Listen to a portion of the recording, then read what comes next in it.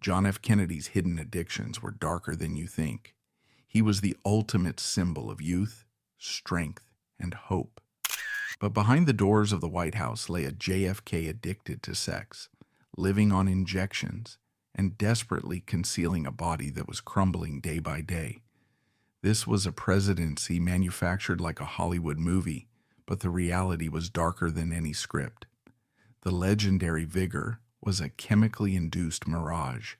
The charm was a mask for agony.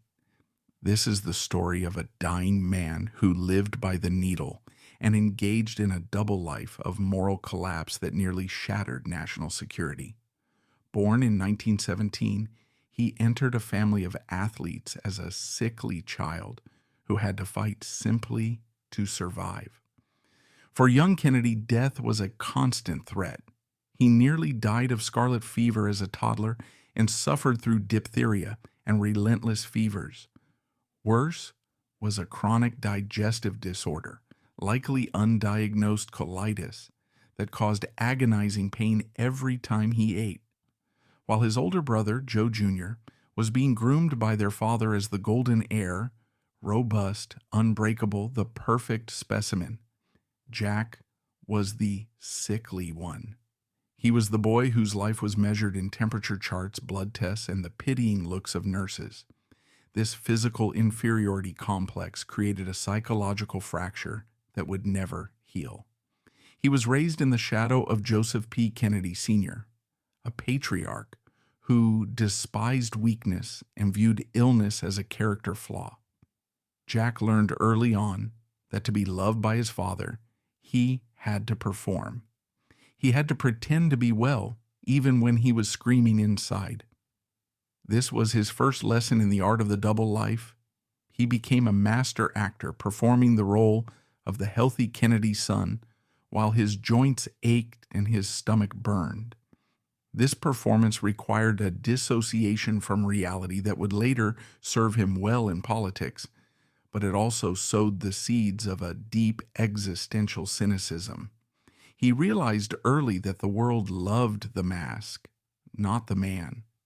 The physical torment escalated as he entered adulthood, centering on two catastrophic failures of his anatomy that would define his entire existence: his back and his adrenal glands.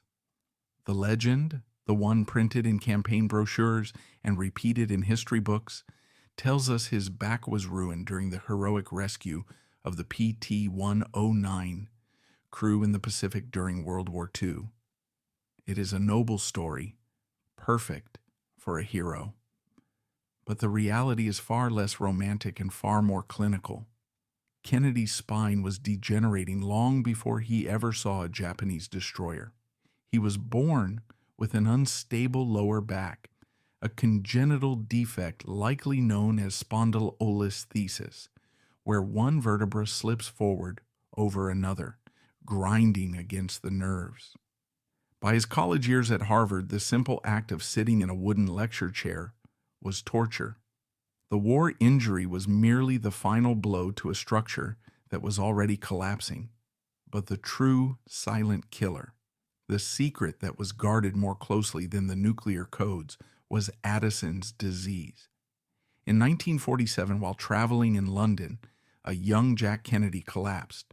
He was diagnosed with a total failure of the adrenal glands. In the 1940s, this was essentially a death sentence. The adrenal glands produce the hormones necessary to regulate blood pressure, immune response, and the body's reaction to stress. Without them, the body simply shuts down in a crisis. Kennedy's immune system was virtually non-existent. A common cold could kill him. The healthy tan that became his trademark, the bronze skin that voters associated with sailing, wealth, and vigor, was actually a classic morbid symptom of advanced adrenal failure. It was hyperpigmentation. The world saw a sun god. Medical science saw a body poisoning itself. The doctors in London gave him less than a year to live. The prognosis was so grim that a priest was summoned to administer the last rites of the Catholic Church. This was not an isolated incident. John F. Kennedy received the sacrament of the dying, extreme unction, at least 3 separate times before he even reached the White House. The psychological toll of this reality was crushing. Imagine being a man in his 30s, ambitious, wealthy, and hungry for life, yet walking around with a death sentence in your pocket.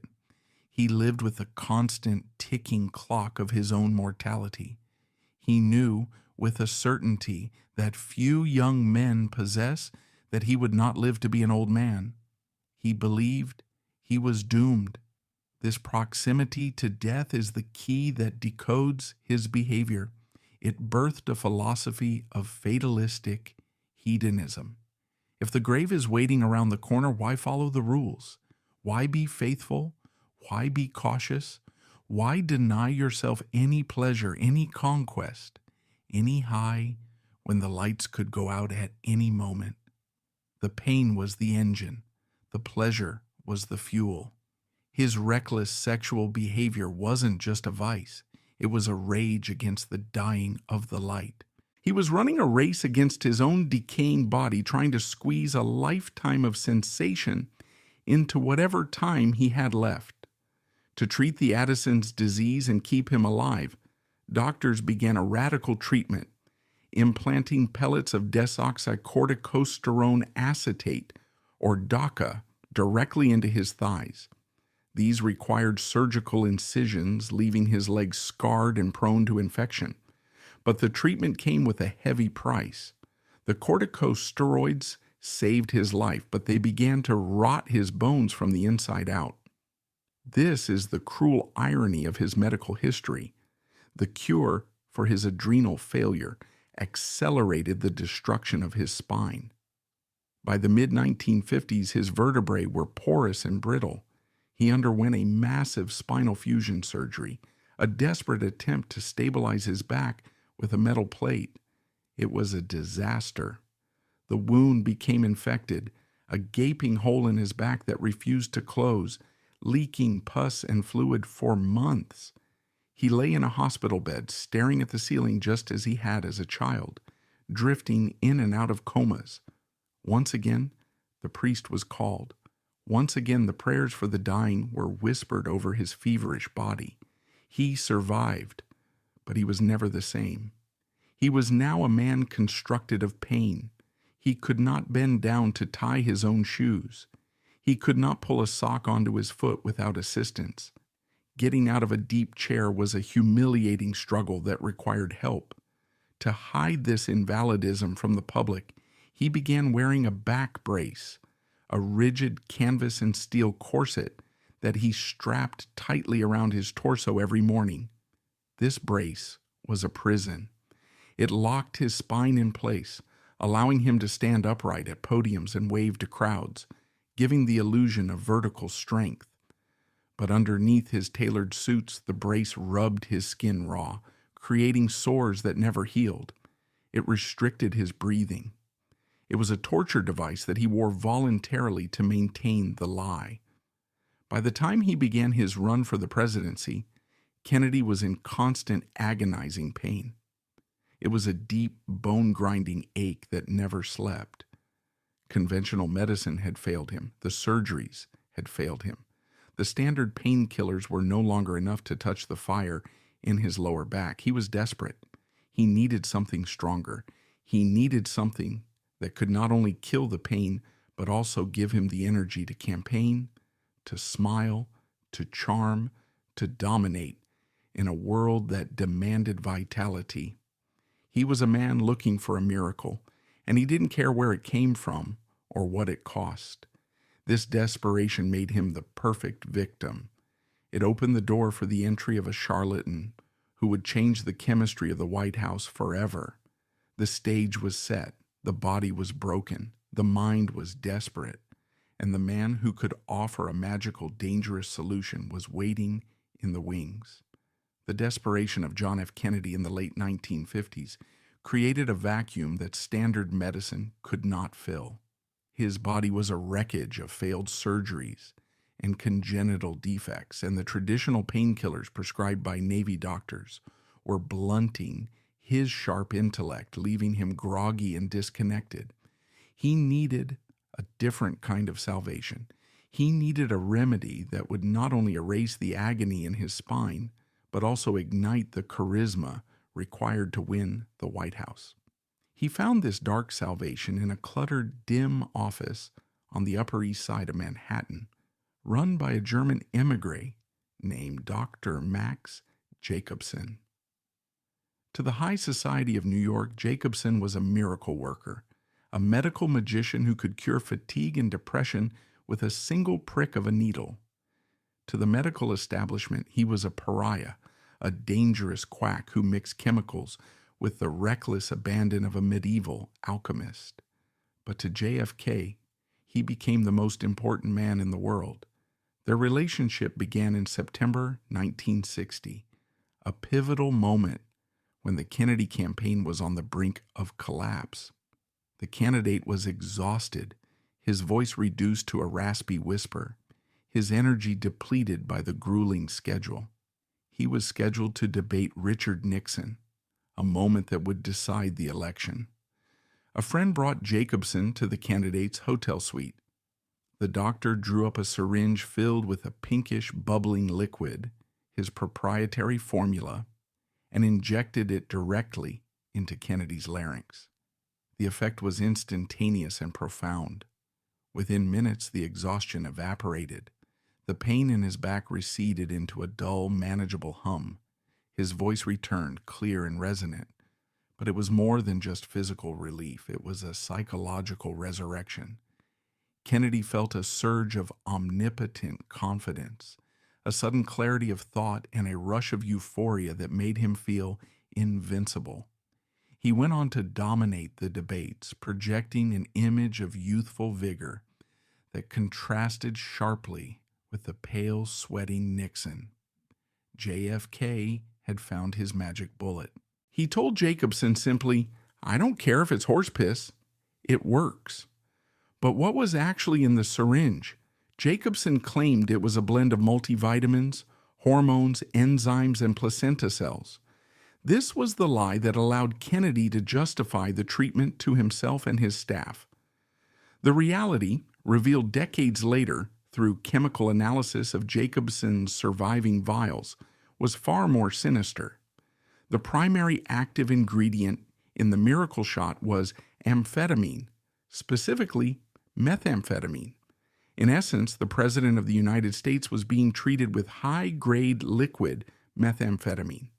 This marked the beginning of a chemical dependency that would define the Kennedy presidency. Jacobson, soon nicknamed Dr. Feelgood by the Secret Service, became a shadow member of the administration. He was granted unrestricted access to the White House. He traveled with the president to summits in Vienna and Paris. He was there before major speeches, before press conferences, and before crisis meetings.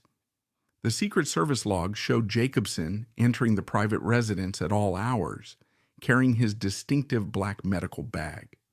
He wasn't treating a patient. He was servicing an addict. The mechanism of the addiction was insidious. Amphetamines mimic the body's natural adrenaline, but on a massive, uncontrolled scale. For a man with Addison's disease, whose body could not produce enough natural adrenaline, the drug felt like a restoration of life itself. It provided the chemical armor he lacked. Under the influence of the shots, Kennedy could stand for hours without feeling his back. He could process information at lightning speed. He could charm foreign dignitaries with boundless energy. But the drug was a loan shark.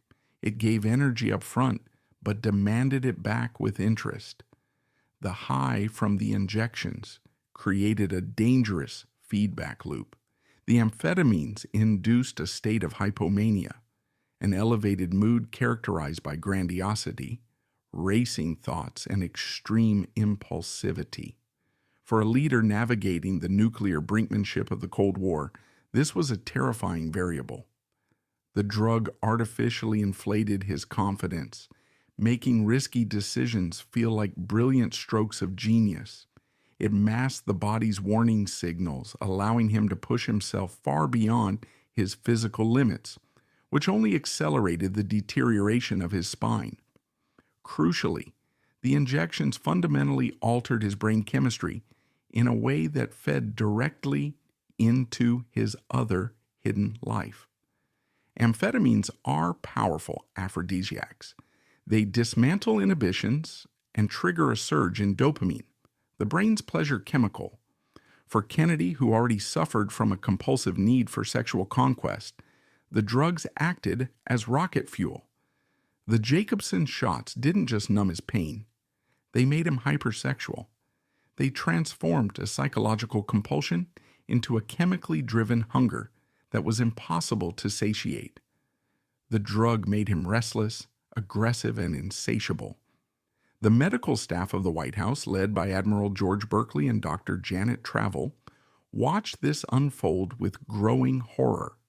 They recognized the signs of amphetamine abuse: the dilated pupils, the rapid speech, the sudden mood swings, the grinding of teeth. They saw the president oscillating between periods of manic brilliance and crushing, irritable crashes when the drugs wore off. They tried to intervene.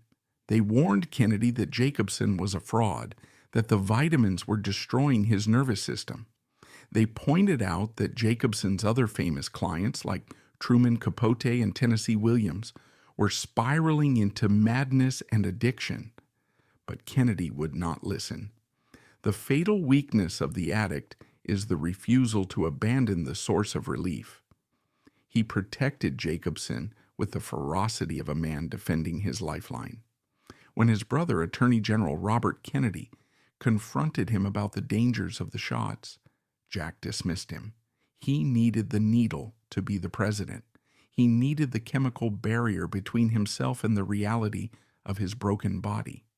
He had become convinced that the drugs were the source of his power, not realizing they were slowly stripping away his judgment. By 1961, the White House had become a pharmacy.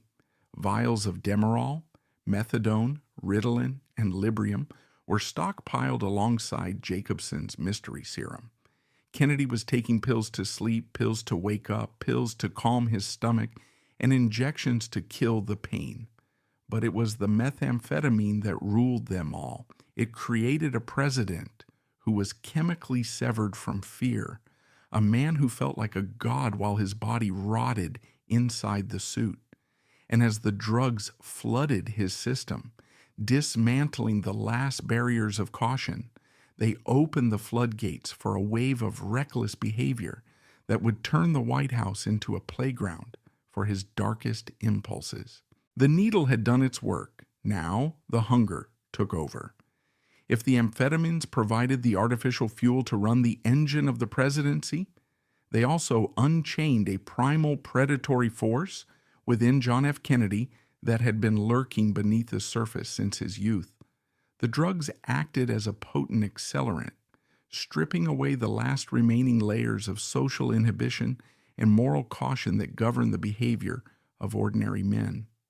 What emerged in the early 1960s was not merely a fondness for women, nor was it simply the roving eye of a powerful man, as the polite and cowardly euphemisms of the time suggested.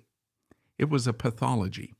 It was a voracious, consuming, and mechanical hunger that transformed the executive mansion into a complex, high-stakes theater of illicit gratification. To truly understand Kennedy, we must ruthlessly discard the romantic, Hollywood-manufactured notion of the playboy. A playboy pursues pleasure for the joy of it. He seeks romance, seduction, and connection. Kennedy pursued sexual conquest with the grim, unsmiling determination of a man taking medication. It was a frantic, joyless necessity. He was suffering from what modern psychology would classify as a severe sexual compulsion disorder, exacerbated by chemical dependency. The act of sex was not about intimacy, affection, or even attraction in the traditional sense. It was a release valve for the intolerable pressure building inside his mind and his broken body. It was an anesthetic, as vital to his daily functioning as the cortisone he took for his adrenal glands or the Novocaine injected directly into his spine. The president himself provided the most chilling clinical diagnosis of his own condition. During a private moment in Bermuda in 1961, speaking to British Prime Minister Harold Macmillan, a man of the old Victorian Guard, Kennedy made a confession that left the elder statesman stunned and confused. He said with zero irony, "I wonder how it is for you, Harold. If I don't have a woman for 3 days, I get terrible headaches." This was not a metaphor. It was a clinical diagnosis provided by the patient himself. Kennedy was not speaking metaphorically. He was describing a physiological withdrawal symptom. The headache was the physical manifestation of a biological craving. He had conditioned his body to require sexual release as a mechanism to regulate his anxiety, to modulate the chemical storm caused by the amphetamines, and to dump endorphins into a system racked with chronic pain. He was not looking for love, he was looking for a biological reset. The women involved were not partners in a romance, they were human instruments used to alleviate a symptom. This compulsion necessitated a complete clandestine restructuring of the White House's internal operations. The West Wing, the nerve center of the Cold War, was simultaneously operating as a harem. The logistics of feeding the president's addiction required the complicity of his closest aides, effectively turning high-level government employees into procurers and schedulers. The key figure in this machinery was Dave Powers, a longtime friend from Boston and special assistant to the president. Powers was officially the court jester, there to keep the president's spirits up. Unofficially, he was the gatekeeper of the women, screening candidates from the secretarial pool, arranging their entry into the family quarters when the First Lady was away, and managing the roster of available partners like a shift supervisor. The administration went so far as to hire 2 young staff members, Priscilla Ware and Jill Cowan, who were given the mocking code names Fiddle and Faddle. On the government payroll, they were listed as secretaries. In reality, they did little typing and had no significant administrative duties. Their primary function was to be available. They were constant decorative fixtures, ready to accompany the president on trips or to join him for his midday swim. The White House pool became the epicenter of this hidden life.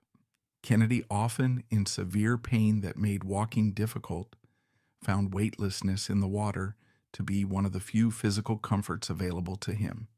The pool was heated to 90 degrees like a bath. He would often swim unclad, inviting Fiddle, Faddle, and other young interns to join him. These were not scandalous parties. In the traditional sense, they were bizarrely routine rituals.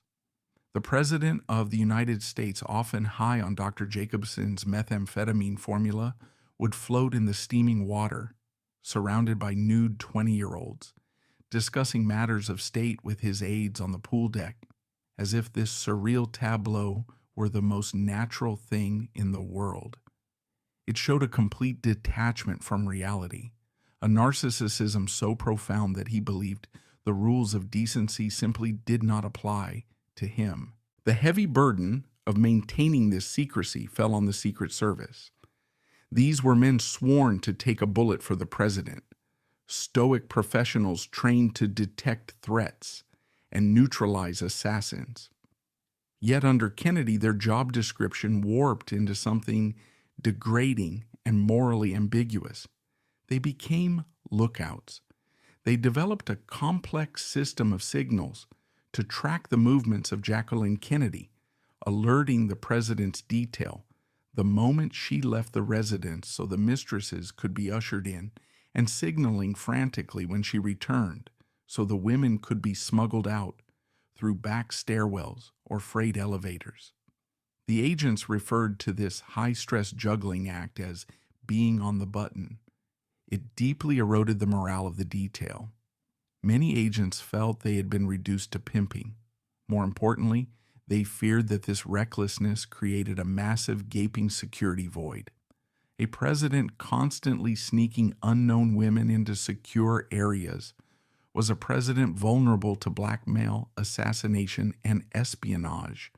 They were guarding a man who was actively sabotaging his own safety.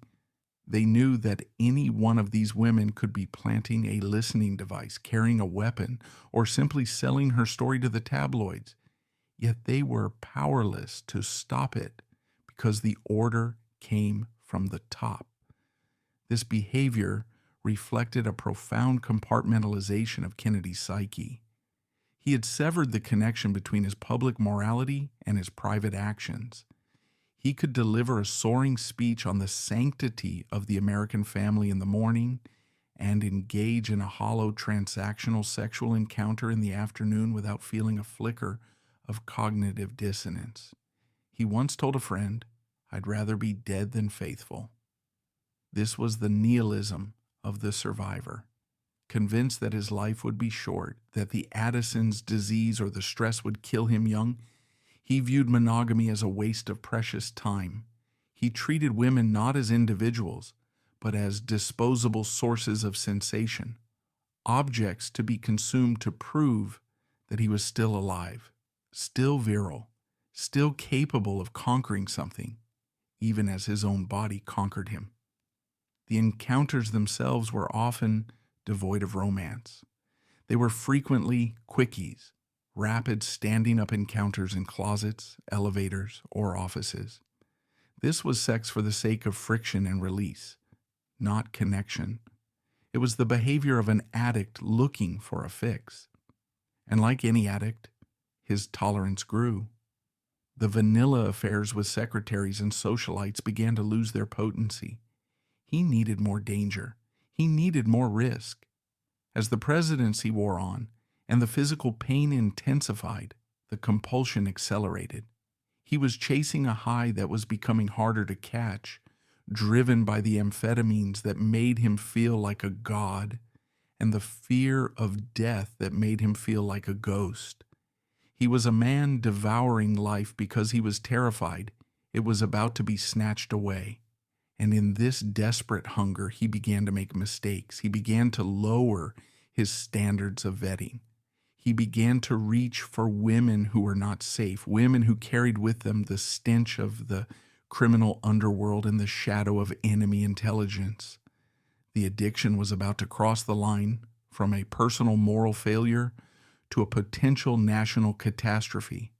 The protective walls of the White House were holding, but the rot from within was spreading, and the president was about to invite the wolves right into his bedroom. By 1961, the distinct line separating John F. Kennedy's presidency, his addiction, and the criminal underworld began to blur into a singular, terrifying smudge. The sexual compulsion fueled by the relentless injections of methamphetamine from Dr. Jacobson had pushed the president beyond the realm of mere indiscretion. He was no longer just sleeping with secretaries or socialites who could be bought off or intimidated into silence. He had entered a phase of reckless invincibility, seeking out partners who inhabited the darkest corners of American society. The President of the United States was now sharing intimacy with the very forces trying to destroy his administration. The most radioactive element in this equation was a striking dark-haired woman named Judith Campbell Exner. Her introduction to the President was not an accident of fate. It was orchestrated by Frank Sinatra, the crooner who straddled the worlds of Hollywood glamour and organized crime. Sinatra introduced Campbell to Kennedy in Las Vegas in February 1960. She was precisely Kennedy's type, beautiful, discreet, and excitingly dangerous. But she was not a civilian. She was a woman deeply embedded in the culture of the Mafia. While Judith Campbell was visiting the White House, entering through the East Gate, logging in under assumed names, and having sexual encounters with the leader of the free world, she was simultaneously the mistress of Sam Giancana. Giancana was not a low-level thug. He was the brutal boss of the Chicago outfit, the successor to Al Capone, and a man who ordered murders with the casual indifference of ordering lunch.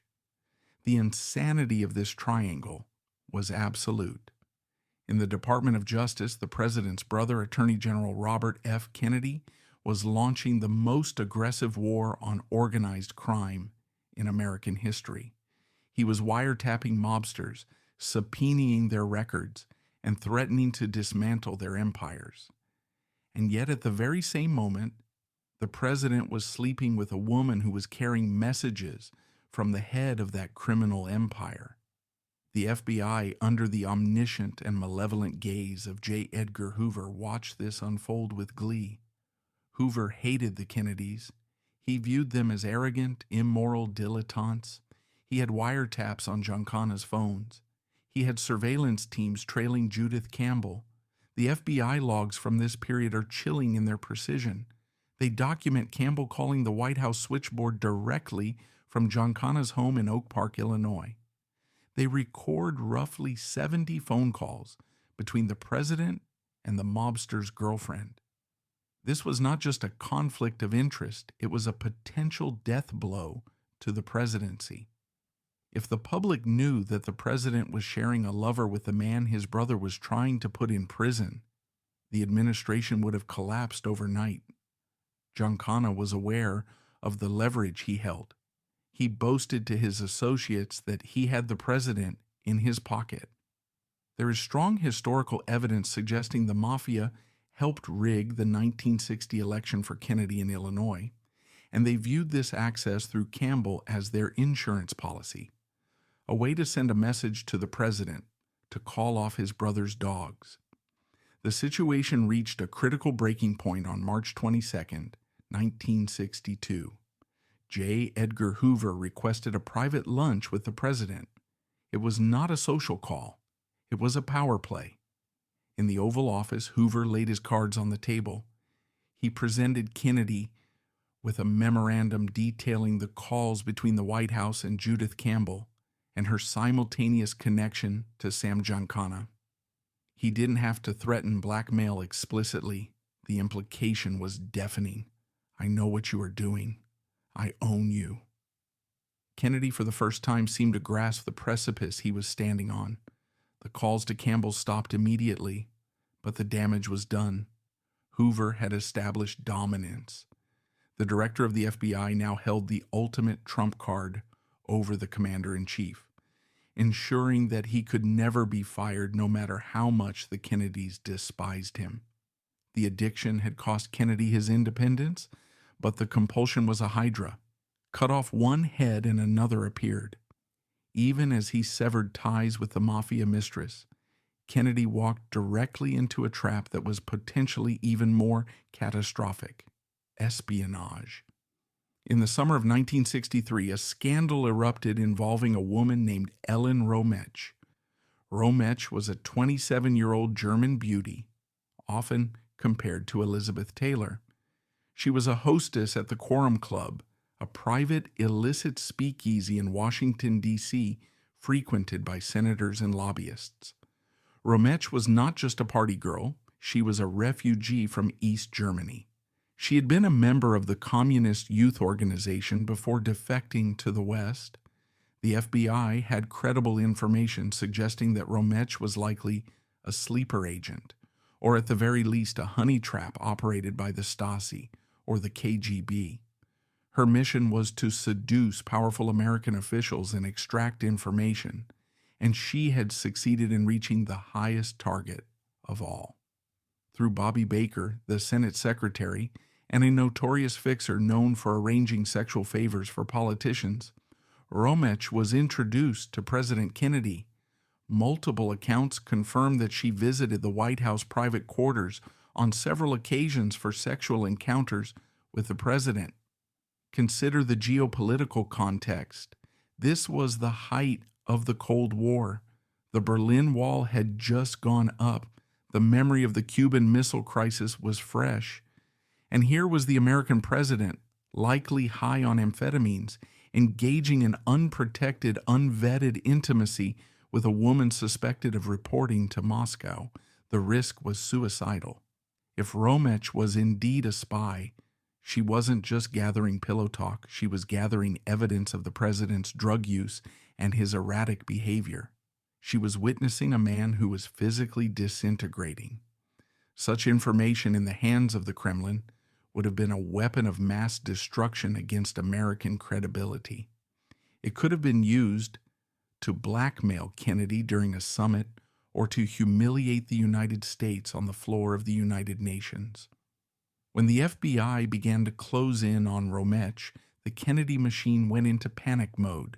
This couldn't be handled with a polite conversation like the Campbell affair. This required a purge. Robert Kennedy, recognizing the apocalyptic potential of the story, intervened directly. In a move that bypassed standard legal deportation proceedings, Ellen Romech was hastily put on a plane and expelled back to West Germany, accompanied by a heavy silence and reportedly payments to ensure her quiet cooperation. The Senate investigation into Bobby Baker threatened to expose the Romech link, but the administration used every ounce of its political capital to suppress the evidence. They were fighting a war on two fronts, running the country by day and frantically covering up the president's tracks by night. Why did he do it? Why risk the presidency, his legacy, and national security for fleeting moments of pleasure with dangerous women? The answer lies in the chemistry. The amphetamines provided by Dr. Jacobson induced a state of grandiosity. They chemically removed the sensation of fear. In his drug-fueled haze, Kennedy likely felt untouchable, a man above consequences. The addiction to sex and the addiction to speed had combined to create a God complex. He believed he could dance through the raindrops without getting wet. He believed he could sleep with the mob and the communists and still wake up as the hero of the free world. He was wrong. He was dancing on the edge of an abyss, and the ground was beginning to crumble beneath his feet. The secrets were leaking. The FBI files were growing thicker. The circle of people who knew was widening. The double life was becoming unsustainable. In October 1962, the world stood on the precipice of extinction. For 13 agonizing days, the United States and the Soviet Union stared into the abyss of thermonuclear war. History records this fortnight as John F. Kennedy's finest hour, a masterclass in cool, rational decision-making under unimaginable pressure. We are told that while his generals demanded blood and airstrikes, the young president remained the calm center of the storm, steering humanity away from the edge. But if we look at the medical logs and the Secret Service entry records, a terrifying subtext emerges. The cool that saved the world was not entirely natural. It was, at least in part, chemically synthesized. As Kennedy sat at the long table in the cabinet room, deciding the fate of civilization, his bloodstream was awash in a volatile cocktail of corticosteroids and methamphetamines. The Cuban Missile Crisis was not just a test of diplomacy, it was a high-wire act performed by a man who was medicated to the gills. The crisis began on October 16th, when U-2 spy planes confirmed the presence of Soviet nuclear missiles in Cuba. For a man with Addison's disease, this level of stress was life-threatening. Stress triggers a demand for adrenaline and cortisol that a healthy body produces naturally. Kennedy's body produced none. Without immediate and massive medical intervention, the sheer terror of the situation would have sent him into an Addisonian crisis, shock, circulatory collapse, and death. So, the first layer of his crisis management was survival. His official physician, Admiral George Berkeley, immediately ramped up his dosage of hydrocortisone and fludrocortisone. These steroids kept his heart beating, but they also had severe side effects: mood swings, water retention, and a roid rage irritability that had to be constantly suppressed.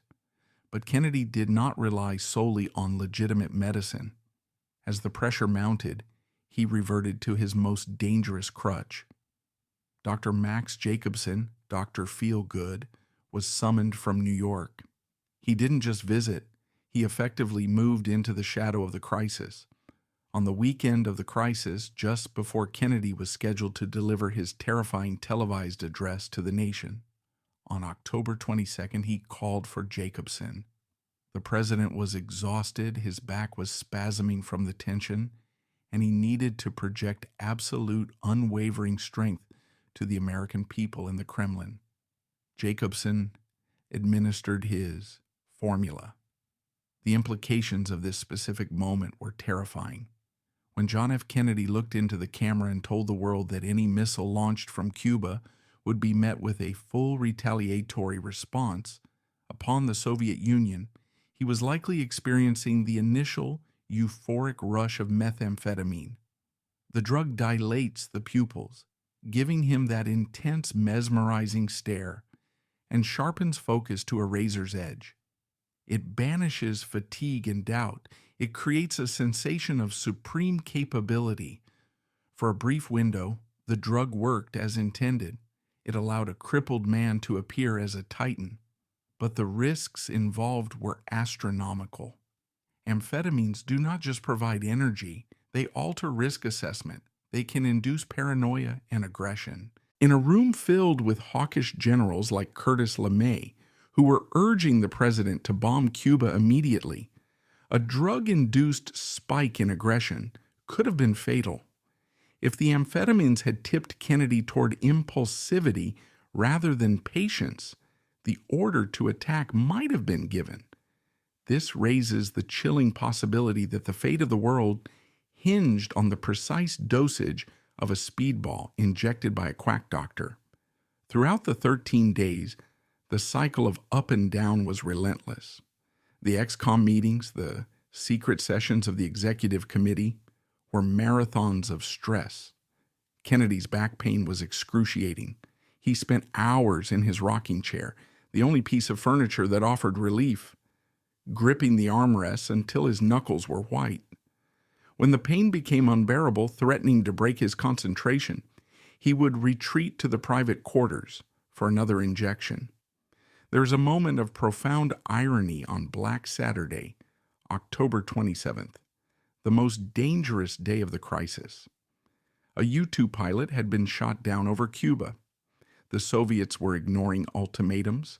The generals were practically screaming for an invasion. Kennedy held his ground, insisting on giving diplomacy one last chance. Historians praise his patience, but psychologically, the amphetamines may have played a paradoxical role. While they can cause aggression, in high-functioning addicts, they can also produce a hyper-focused, robotic detachment. It is possible that the drugs allowed him to emotionally detach from the terror, viewing the crisis as a chess game rather than a slaughter. He wasn't calm because he was at peace. He was calm because he was chemically insulated from the fear that was consuming everyone else in the room. However, the physical toll of this chemical brinksmanship was horrific. By the end of the 13 days, Kennedy's body was wrecked. The massive doses of cortisone caused his face to swell visibly, the classic moon face of Cushing's syndrome. If you look closely at photos from late 1962 and 1963, his jawline disappears, buried under a layer of fluid retention. His skin looked puffy and unhealthy. This wasn't just weight gain, it was metabolic toxicity. His libido, supercharged by the stress and the stimulants, remained a frantic issue even during the crisis. There are reports suggesting that even while the missiles were being armed in Cuba, the secretarial servicing of the president continued. It was a compulsion that respected no boundaries, not even the threat of nuclear winter. It was a way to affirm life in the face of imminent death. When the crisis finally broke, when Khrushchev blinked and agreed to remove the missiles, the crash came.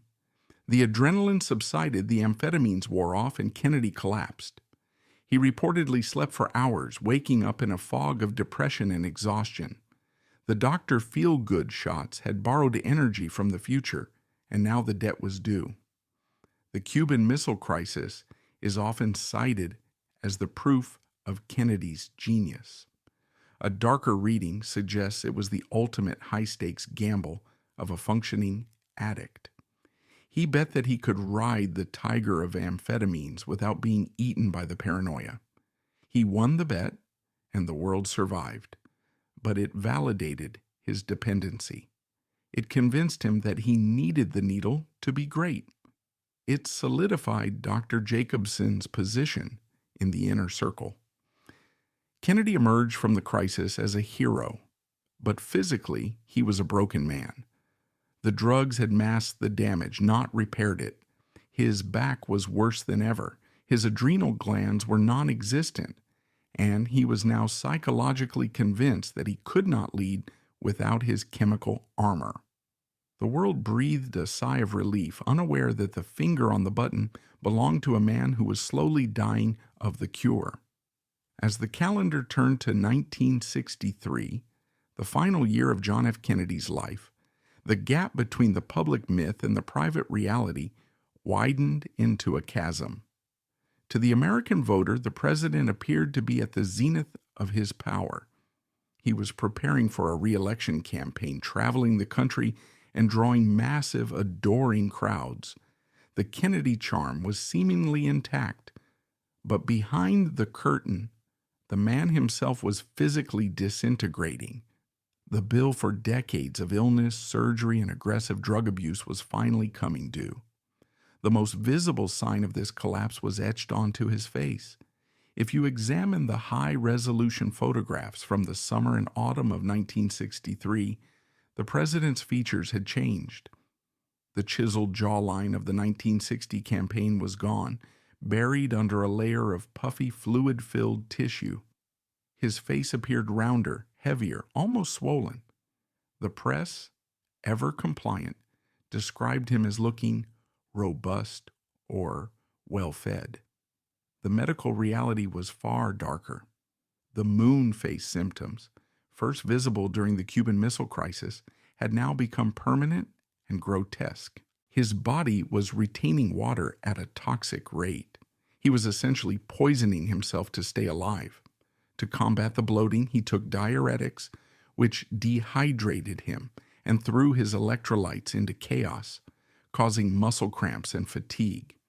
It was a pharmacological tug-of-war. Steroids to survive, diuretics to hide the steroids, and amphetamines to power through the side effects of both. But the center of his agony remained his spine. By 1963, John F. Kennedy was, for all practical purposes, a cripple. The degeneration of his lumbar vertebrae had progressed to a point where the bone was essentially crumbling. The simple mechanics of being human, sitting, standing, walking, were sources of torture.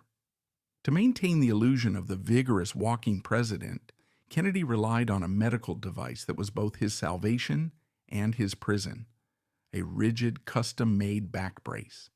This was not a simple elastic support. It was a heavy-duty piece of orthopedic engineering constructed of thick canvas and reinforced with steel stays.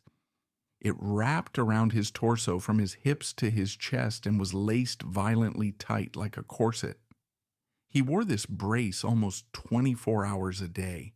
He wore it under his dress shirts. He wore it while sitting in the Oval Office. He even wore it while playing with his children. It locked his upper body into a rigid, unnatural posture. Watch the newsreels of 1963 closely. Kennedy rarely turns his head or twists his torso. If he needs to look to the side, he turns his entire body like a statue on a pivot. This stiffness was interpreted by the public as presidential dignity or military bearing. In truth, it was the only way he could move without screaming. This brace allowed him to stand at podiums and deliver speeches, but it came with a terrifying hidden cost. It robbed him of his reflexes. It immobilized his core. He was a man encased in a shell. The pain was so severe that Dr. Jacobson's magic shots were losing their efficacy. The tolerance had built up. The president began seeking relief from other sources, including Dr. Janet Travel, who injected procaine, a local anesthetic, directly into his back muscles multiple times a day. His back was a pincushion of scar tissue, needle tracks, and unhealed puncture wounds. There were days when he had to be helped out of bed, days when he had to be lifted into the presidential limousine because he could not bend at the waist to slide into the seat. Yet the show had to go on. The deception required a Herculean effort of will. Before a public appearance, he would retreat to a private room. The brace would be tightened until it bit into his skin. The drugs would be administered. He would take a deep breath, fix his tie, and walk out onto the stage, flashing that famous, blinding smile. It was a performance of supreme physical courage, but it was also a form of madness. He was burning the candle not just at both ends, but in the middle. By November 1963, as he prepared for the fateful trip to Texas, his doctors were deeply concerned. They knew his body was reaching a breaking point. There were serious discussions about whether he could physically endure a second term. His adrenal glands were gone. His back was ruined. His gut was in constant spasm. He was 46 years old, but inside, he was an old man, held together by chemistry and steel. The trap was set.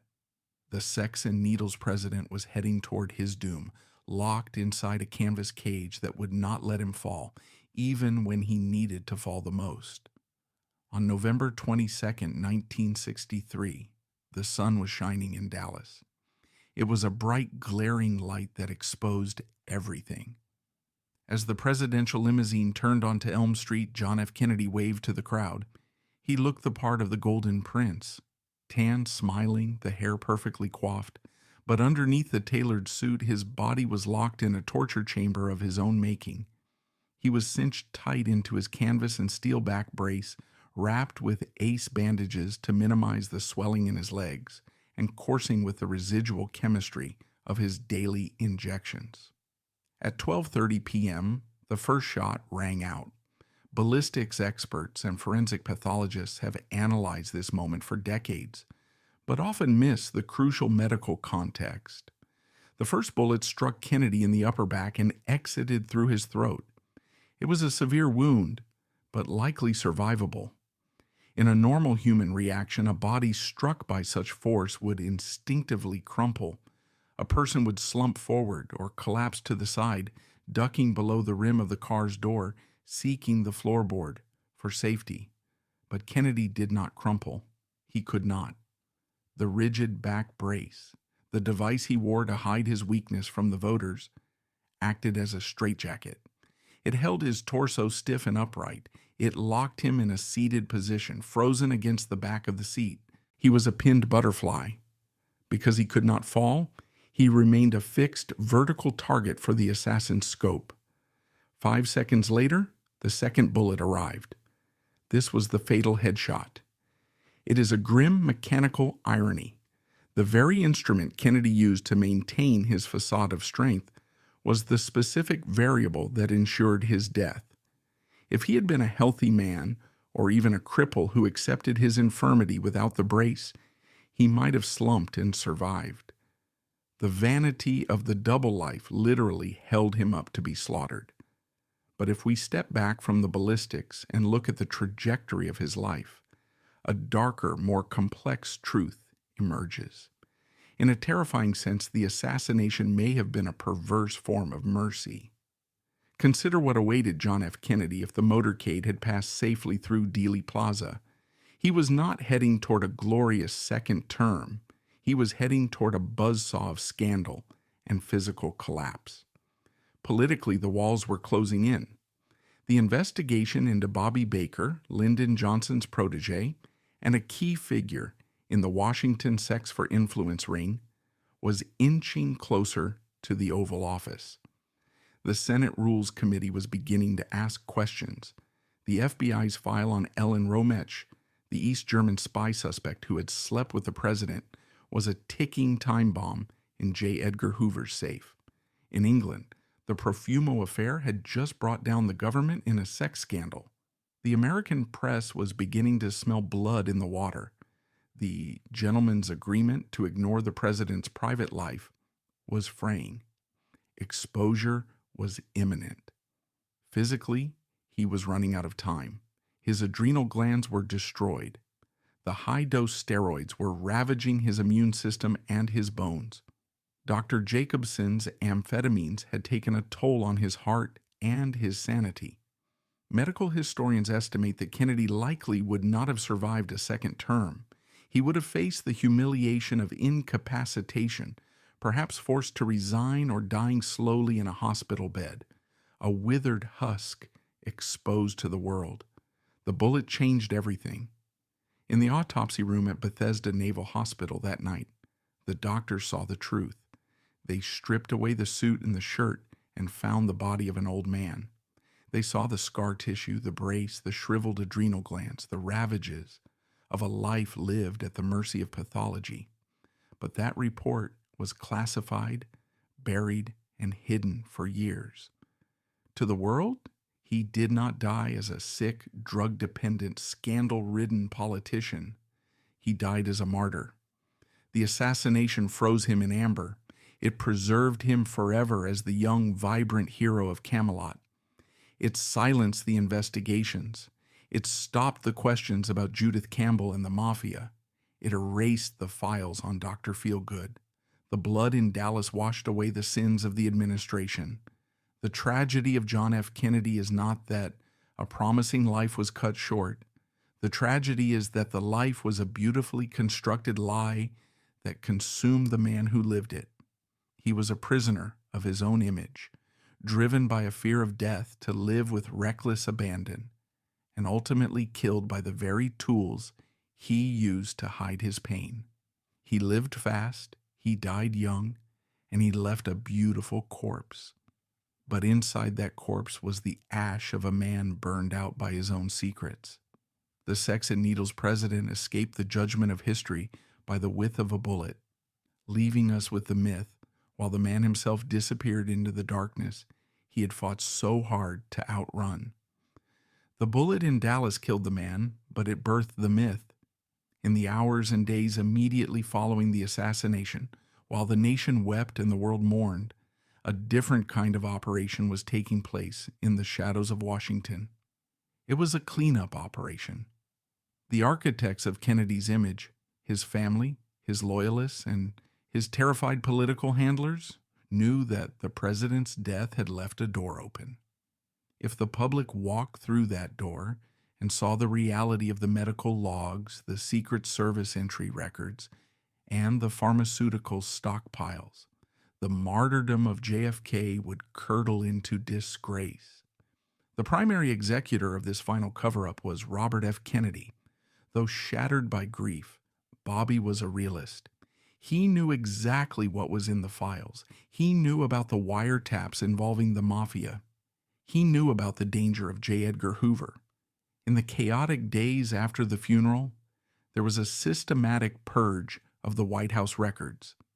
The Secret Service gate logs, which documented the comings and goings of women like Judith Campbell and the fiddle and faddle secretaries, were sanitized. The recordings from the Oval Office taping system were seized. The medical files kept by Dr. Max Jacobson and Dr. Janet Travel were locked away or destroyed. The goal was to scrub the historical record clean of the needles and the affairs. They were building a sarcophagus of silence around the truth. The most critical part of this deception occurred during the autopsy itself. At Bethesda Naval Hospital, the pathologists were under strict military control. They were ordered not to explore the president's adrenal glands. Why? Because if they had dissected the adrenal area, they would have found atrophied, shriveled nubs of tissue, undeniable proof of advanced Addison's disease. That discovery would have proven that the president had lied to the American people about his health during the 1960 election. Even in death, his body was treated as a state secret. The Kennedy tan was preserved as a sign of health rather than a symptom of pathology. Then came the master stroke of branding. Just 1 week after the assassination, Jacqueline Kennedy invited a writer from Life magazine to the family compound. In that interview, she carefully crafted the legend of Camelot. She quoted the musical, speaking of a brief, shining moment. It was a brilliant, calculated piece of public relations. By framing the Kennedy years as a mythical Arthurian idyll, she ensured that any future revelations about sex, drugs, or illness would feel like blasphemy. She coated the rot in gold. For decades, the strategy worked. The image of the young, healthy warrior prevailed, but truth has a way of decaying the strongest locks. Over the years, the Dr. Feelgood scandal broke, stripping Max Jacobson of his medical license. The Church Committee investigations in the 1970s exposed the CIA Mafia plots and the Judith Campbell connection. The medical archives were eventually declassified, revealing the staggering list of medications he required just to get out of bed. We are left with a portrait of a man who was essentially a high-functioning captive of his own biology. John F. Kennedy was not a villain, but he was also not a saint. He was a human being operating under extreme, distorted conditions. He was a man in a hurry, chased by the specter of early death, trying to outrun his mortality with amphetamines and seeking to affirm his vitality through compulsive sexuality. His double life was not a contradiction. It was a mechanism. The drugs allowed him to be the president the world needed, the energetic, charismatic leader who could stare down the Soviets. The sex allowed him to numb the psychic toll of the physical pain and the crushing responsibility. He sacrificed his long-term health and his moral compass to sustain the performance. The tragedy is that the performance worked too well. It created an impossible standard for every president who followed. It created a nostalgia for a time that never really existed. We pine for the vigor of JFK, forgetting that it was bought with methamphetamine. We admire his cool, forgetting it was fortified by cortisol. In the final analysis, John F. Kennedy was the Icarus of the American century. He flew toward the sun on wings made of wax, drugs, and secrets. He soared higher than anyone else, dazzling the world with his flight. But the heat was always melting the wings. The fall was inevitable. The assassin's bullet simply intercepted him before he hit the ground. The story of JFK is the story of the ultimate price of the image. It teaches us that behind the greatest monuments of power, there are often cracks held together by nothing more than fear, chemistry, and the desperate human need to be more than we are. The myth is beautiful. The reality is a warning.